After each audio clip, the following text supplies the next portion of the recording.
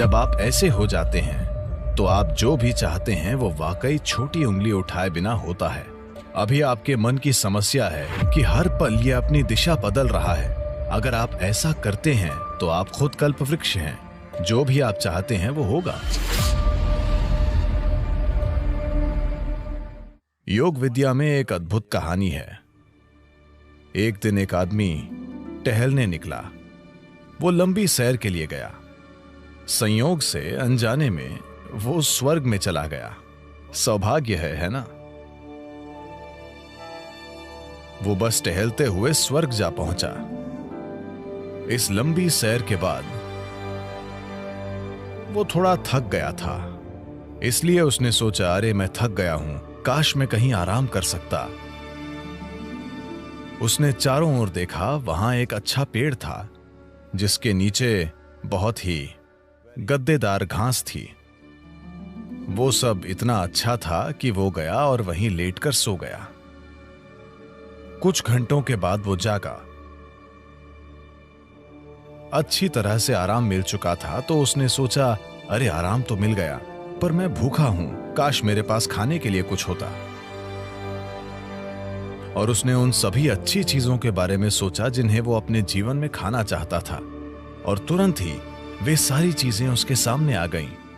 आपको यह समझने की जरूरत है कि वहां की सेवा ही ऐसी है। भूखे लोग सवाल नहीं पूछते। खाना आया और उसने खाया। पेट भर गया।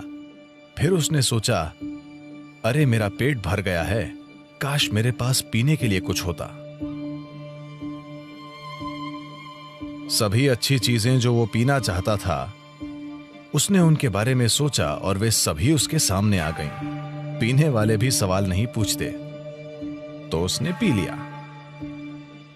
अब थोड़ी शराब अंदर जाने के बाद, आपको पता है चार्ल्स डार्विन ने कहा था, आप सब बंदर थे, आपकी पूंछ गिर गई। मैंने नहीं, चार्ल्स डार्विन ने बताया कि आप सभी बंदर थे और आपकी पूंछ गिर गई और फिर आप इंसान बन गए। हां, पूंछ जरूर गिर गई, लेकिन बंदर जो मन स्थापित नहीं होता उसे योग विज्ञान में हमेशा मरकट कहते हैं, क्योंकि मरकट का मतलब बंदर होता है।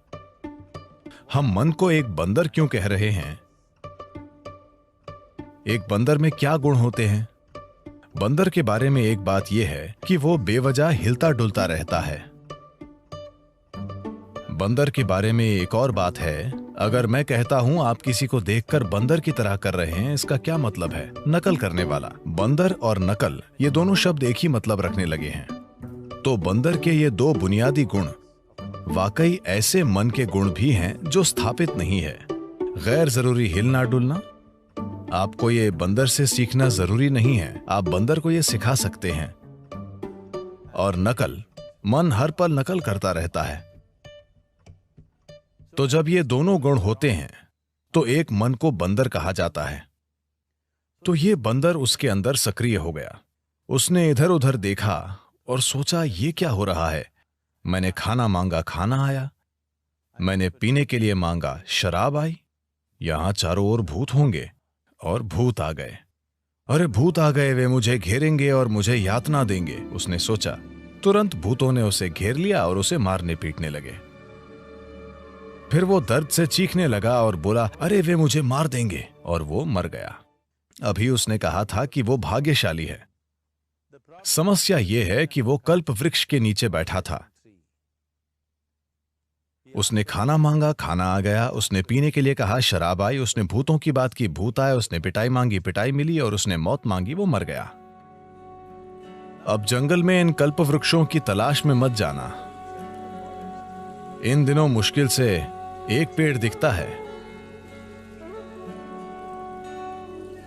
एक अच्छे से स्थापित मन, एक मन जो संयुक्ति की स्थिति में होता है, उसे कल्प वृक्ष कहते हैं।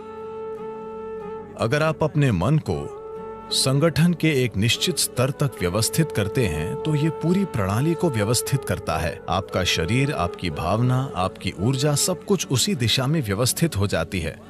जब आपके ये चारों आयाम, आपका भौतिक शरीर, आपका मन, आपकी भावना और मौलिक जीवन ऊर्जाएं एक दिशा में व्यवस्थित हो जाती हैं, जब आप ऐसे हो जाते हैं तो आप जो भी चाहते हैं वो वाकई छोटी उंगली उठाए बिना होता है।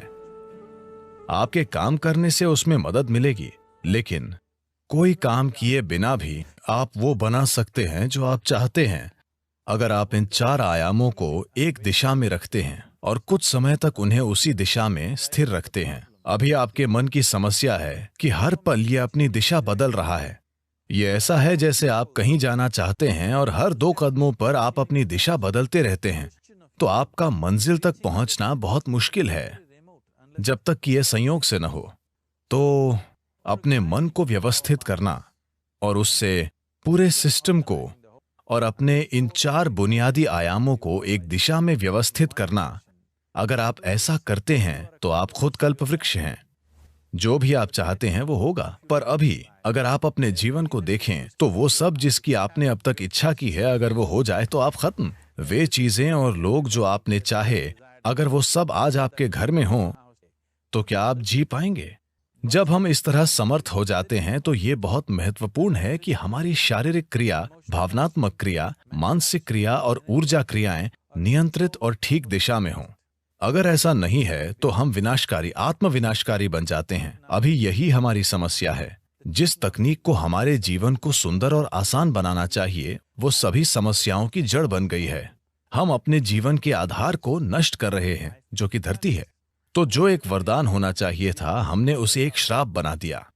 पिछले 100 वर्षों में हमें आराम और सुविधा के जबरदस्त स्तर मिले हैं, जो हमारे जीवन के लिए खतरा भी बन गए हैं, सिर्फ इसलिए कि हम सचेत होकर काम नहीं कर रहे हैं। हम आदतों से मजबूर हैं। तो मन को व्यवस्थित करने का बुनियादी मतलब है चीजों को विवशता से करने के बजाय जागरूक होकर करना। आपने ऐसे लोगों के बारे में सुना होगा जो कुछ मांगते हैं और सभी उम्मीदों से परे वो उनके लिए सच हो जाता है। आमतौर पर ऐसा उनके साथ होता है जो श्रद्धा रखते हैं। मान लीजिए आप घर बनाना चाहते हैं। अगर आप सोचने लगेंगे, अरे मैं एक घर बनाना चाहता हूं, घर बनाने के लिए 50 लाख रुपए चाहिए, मेरी जेब में 50 रुपए हैं, नहीं होगा, नहीं होगा, संभव नहीं है। जैसे ही आप कहते हैं संभव नहीं है, आप ये भी कह रहे हैं कि मैं ये नहीं चाहता। तो एक स्तर पर आप इच्छा पैदा कर रहे हैं कि आप कुछ चाहते हैं, दूसरे स्तर पर आप कह रहे हैं मैं ये नहीं चाहता। तो इस संघर्ष में ये शायद न हो पाए। कोई इंसान जो किसी भगवान या मंदिर में या जिसमें भी श्रद्धा रखता है, जो सरल मन वाला है, श्रद्धा सिर्फ उन लोगों के लिए काम करती है जो सरल मन वाले हैं। सोचने वाले लोग जो बहुत अधिक सोचते हैं, उनके लिए ये कभी काम नहीं करती। एक छोटे बच्चे जैसा इंसान जिसे अपने ईश्वर या अपने मंदिर में या जिसमें भी एक सरल श्रद्धा है, वो मंदिर में जाकर कहता है, शिव जी मुझे एक घर चाहिए, मुझे नहीं पता कैसे, पर आपको ये करना होगा। अब उसके मन में कोई उल्टे विचार नहीं है, क्या ऐसा होगा, क्या ऐसा नहीं होगा, क्या यह संभव है, क्या यह असंभव नहीं है। श्रद्धा के सरल काम द्वारा इन चीजों को पूरी तरह से हटा दिया जाता है। अब उसे श्रद्धा है कि शिव उसके लिए ये करेंगे और ऐसा होगा। तो क्या शिव खुद आकर आपका घर बनाएंगे? नहीं। मैं चाहता हूं कि आप समझें, ईश्वर आपके लिए छोटी उंगली भी नहीं उठाएंगे। जिसे आप ईश्वर कहते हैं, वो सृष्टि का स्रोत है। एक निर्माता के रूप में उन्होंने जबरदस्त काम किया है, कोई प्रश्न नहीं है। आप इससे बेहतर सृष्टि सोच सकते हैं? अभी जो भी है उससे बेहतर सृष्टि की क्या कोई कल्पना कर सकता है? तो एक निर्माता के रूप में उन्होंने बेहतरीन काम किया है। पर अगर आप चाहते हैं कि जीवन आपके हिसाब से चले, क्योंकि अभी आपकी खुशी और आपकी खुशहाली की बुनियाद ये है, अगर आप दुखी हैं तो सिर्फ और सिर्फ इसलिए आप दुखी हैं कि जीवन वैसे नहीं चल रहा जैसे आप चाहते हैं। बस यही बात है। तो अगर जीवन आपके हिसाब से नहीं चलता तो आप दुखी होते हैं। अगर जीवन आपके हिसाब से चलता है तो आप खुश होते हैं। ये इतना सरल है। तो अगर जीवन को आपके हिसाब से चलना चाहिए तो सबसे पहले आप कैसे सोचते हैं, आपकी सोच में कितना फोकस है, आपके विचार में कितनी स्थिरता है और विचार प्रक्रिया में कितनी ऊर्जा है, इससे तय होगा कि क्या आपका विचार एक सच्चाई बनेगा या सिर्फ एक विचार रहेगा। ये इससे भी तय होगा कि आप उल्टे विचार बनाकर उस विचार के लिए रुकावट नहीं पैदा करते। क्या ये हो सकता है या नहीं, ये मानवता को नष्ट कर रहा है। क्या संभव है और क्या असंभव, ये देखना आपका नहीं, प्रकृति का काम है। आपका काम है मनचाही चीज पाने के लिए मेहनत करना। अभी आप यहां बैठे हैं। अगर मैं आपसे 2 सरल प्रश्न पूछूं, मैं चाहता हूं कि आप बस सुने और उत्तर दें। आप जहां बैठे हैं, क्या वहां से उड़ सकते हैं? आप कहेंगे नहीं। क्या आप यहां से उठकर चल सकते हैं? आप कहेंगे हां। इसका आधार क्या है कि आप उड़ने के लिए नहीं और चलने के लिए हां कहते हैं? आधार है जीवन का अनुभव। कई बार आप उठकर चले हैं, कभी उड़ान नहीं भरी। या दूसरे शब्दों में, आप जीवन के पिछले अनुभव को आधार बनाकर यह तय कर रहे हैं कि कुछ संभव है या नहीं। या दूसरे शब्दों में, आपने तय किया है कि अब तक जो नहीं हुआ वो भविष्य में आपके जीवन में नहीं हो सकता है। ये मानवता और मानवीय भावना का अपमान है। इस धरती पर जो अब तक नहीं हुआ वो कल हो सकता है। इंसान इसे कल एक सच्चाई बना सकते हैं। तो क्या संभव है और क्या असंभव, ये देखना आपका काम नहीं है। ये प्रकृति का काम है। प्रकृति तय करेगी। आप बस देखिए कि आप वाकई क्या चाहते हैं और उसके लिए मेहनत कीजिए। और अगर आपका विचार एक शक्तिशाली तरीके से तैयार होता है, बिना किसी उल्टे विचारों के, कोई ऐसे उल्टे विचार न हो जिनसे विचार प्रक्रिया की तीव्रता कम हो जाए। सबसे पहली और महत्वपूर्ण बात यह है कि आपको स्पष्ट पता होना चाहिए कि आप वाकई क्या चाहते हैं। अगर आप नहीं जानते कि आप क्या चाहते हैं, तो उसे बनाने का सवाल ही नहीं उठता। अगर आप ये देखें कि आप वाकई क्या चाहते हैं, तो हर इंसान यही चाहता है। वो खुशी से जीना चाहता है, वो शांति से जीना चाहता है, वो चाहता है कि उसके रिश्ते प्यार भरे हों।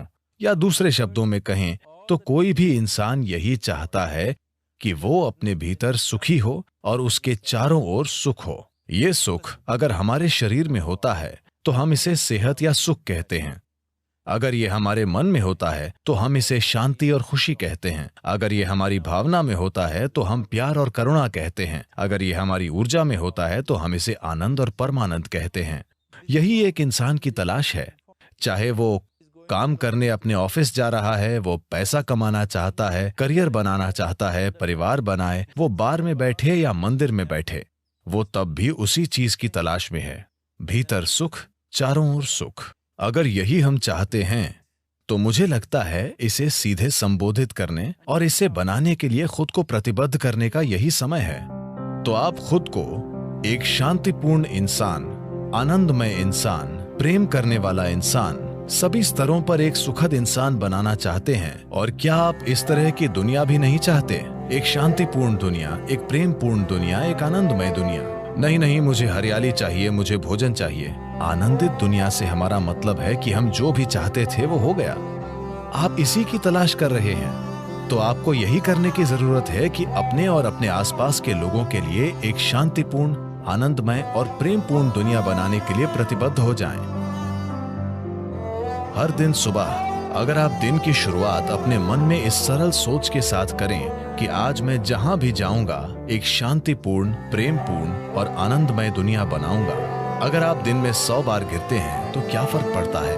एक प्रतिबद्ध आदमी के लिए विफलता जैसा कुछ नहीं होता। अगर वो 100 बार गिरता है तो 100 सबक सीखने को मिलते हैं।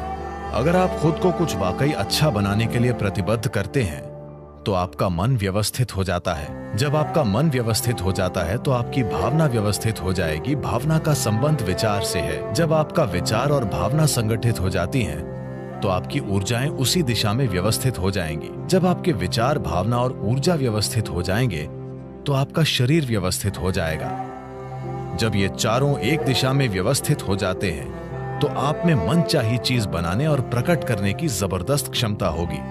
आप कई मायनों में ईश्वर होंगे। जो सृष्टि का स्रोत है वो आपके जीवन के हर पल में आपके अंदर काम कर रहा है। बात सिर्फ ये है, क्या आपने उस आयाम तक पहुंच बनाई है या नहीं? अपने जीवन के 4 मूल तत्वों को व्यवस्थित करके आपको वो पहुंच मिलेगी। ऐसा करने के लिए साधन और तकनीकें हैं। योग का पूरा विज्ञान, पूरी तकनीक जिसे हम योग कहते हैं, वो बस यही है, खुद को सृष्टि के एक टुकड़े से सृष्टा बनाना।